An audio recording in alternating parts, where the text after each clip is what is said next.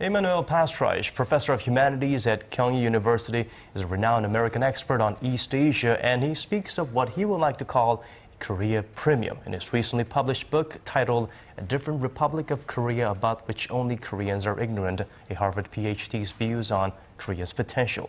He says Koreans have not yet discovered this premium. That's right. It's a very intriguing title right there and a very intriguing read. In the book, Professor Pastreich talks about traditional and contemporary Korean culture, architecture, holidays, and the Korean language, which he says are great sources of a Korea premium. So let's get the details on that by turning to the source. Good evening, Professor. It's a pleasure to be here.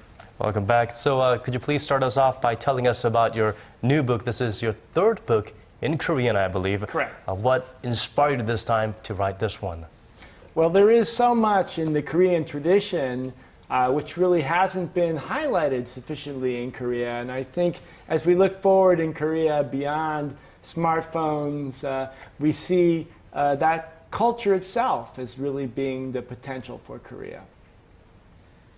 So what is it about Korea that intrigues you? Is it Korea's unique development experience? What makes Korea a great nation, in your opinion? So, of course, we normally speak about this tremendous fast growth of Korea, say, from the 1960s on, and that is tremendous. But I think we have to go back further, that if you didn't have the knowledge and also the thinking, the ability to make long-term plans, then that sort of rapid growth would not have been possible. So we really need to go back into the tradition of Confucianism and the ideas and thoughts that people had back in the 17th, 18th century, which were the foundations for rapid growth.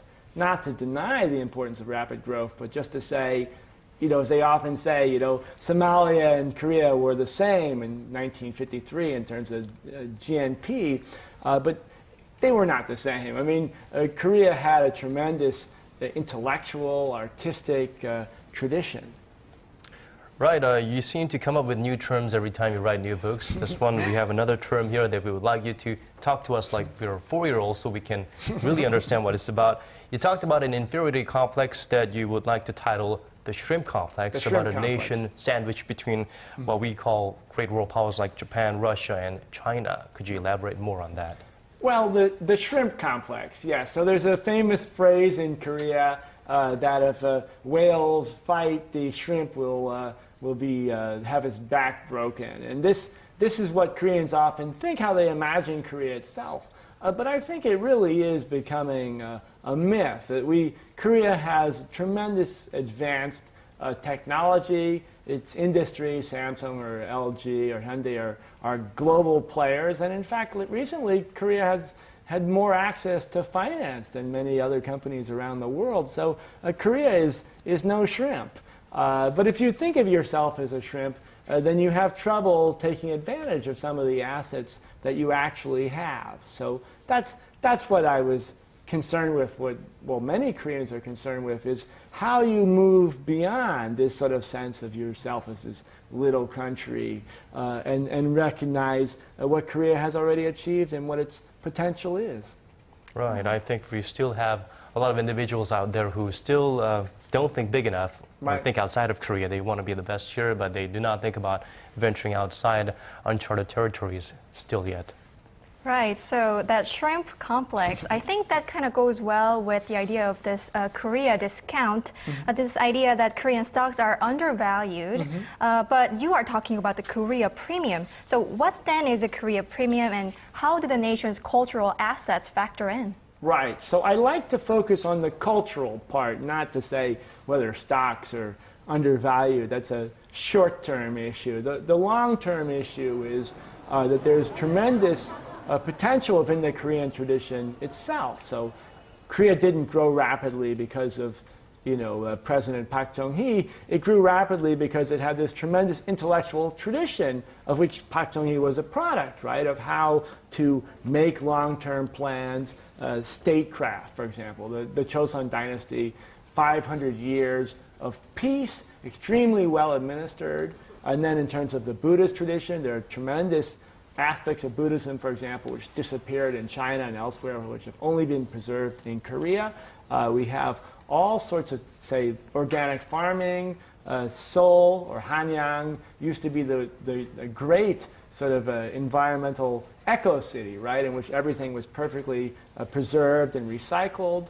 There's a tremendous sort of a tradition there, but because of this process of modernity, many Koreans have assumed, well, not just Koreans, somehow that there was this ancient Korea which we threw away, and we've moved on to this new modern Korea, and everything before the 20th century really it's sort of amusing, but it doesn't have any relevance. And what we want to say is that there's tremendous wealth there. And if we can take some of those aspects of Confucianism, Buddhism, traditional culture, and marry them with modern technology and potential, that maybe there's a sort of a new cultural potential in Korea. Right, marrying or marinating the past with our present and the future. Right. We have been dwelling a little bit on being tech savvy and the most wired nation in the world. So maybe we want to draw some inspiration from the past, like you've mentioned, Professor.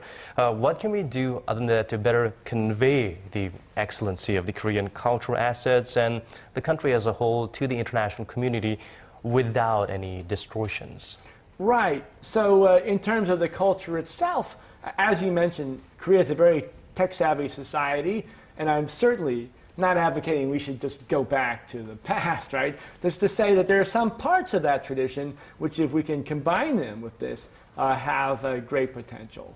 In terms of accurately portraying Korea, the first thing is to say Korea has a history, right? It didn't just start, 50 years ago, and we have to make sure that that history is both accurately represented. As you know, there have been many efforts to distort Korean history, which have to be countered, but also we have to expand it. I mean, say, ignorant Americans, we know maybe a little bit about Korea. We can recognize Samsung and Hyundai now, but we can't name a famous Korean, right? I mean, maybe, the president, or unfortunately sometimes more the North Korean head, because we hear it more on TV. But we can't think of someone like Sejong and say this is a great global cultural figure. So I think that's really the task for us, is to make the Korean tradition itself, that someone growing up in Africa would say, oh, well, my heroes are, Gandhi and Einstein and Sejong. When we get there, then we will have succeeded. Right. We need to dig into our treasure trove, which is some of the things in our past that we take for granted and use it for our future. Thank you so much for being here with us, Professor Pastreich. We look forward to having you back here soon. A pleasure.